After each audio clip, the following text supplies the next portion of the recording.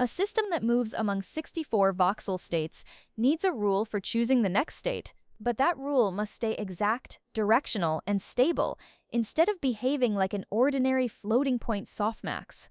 The main idea is to replace exponential probabilities with a rational geometric normalizer, so the chain can make sparse transition choices while preserving its parity checks and its built-in torsional pump. The explanation begins with what a transition kernel is, then builds the hyperbolic score, the sparse normalization step, and the directional valve that creates a net current.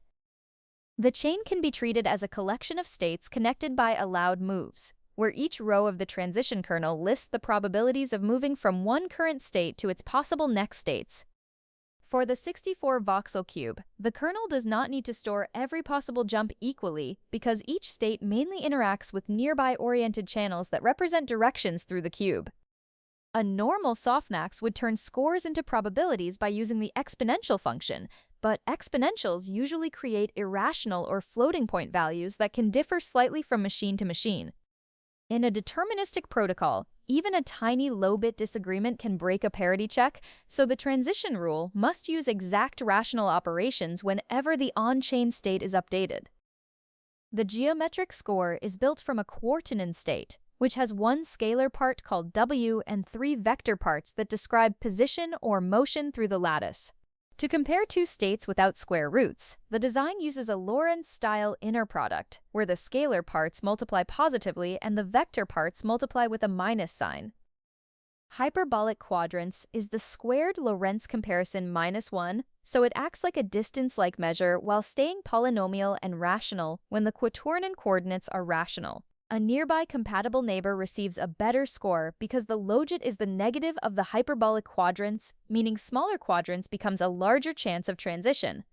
The score also includes a torsional resistance term, which makes moving with the preferred chiral winding cheaper than moving against it. This resistance turns a plain geometric comparison into a directed rule because the score from state I to state J is not necessarily the same as the score from state J back to state I.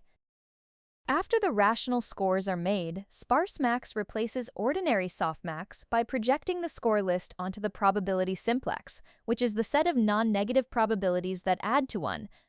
For rational scores, Sparsemax finds a rational cutoff and keeps only the scores above that cutoff, so some neighbors get exact positive probabilities and the rest become exactly zero.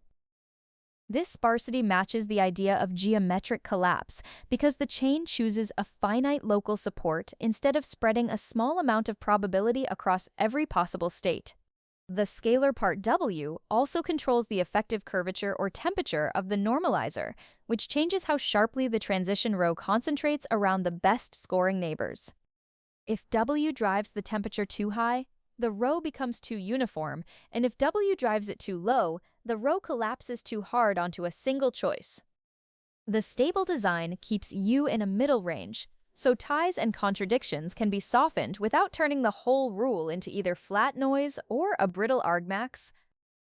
The directed resistance breaks detailed balance, which is the condition where every flow along an edge is exactly cancelled by the reverse flow. When detailed balance is broken in a consistent chiral direction, the Markov chain can have a positive net current, meaning probability circulation advances through the torsional loop instead of merely sloshing back and forth.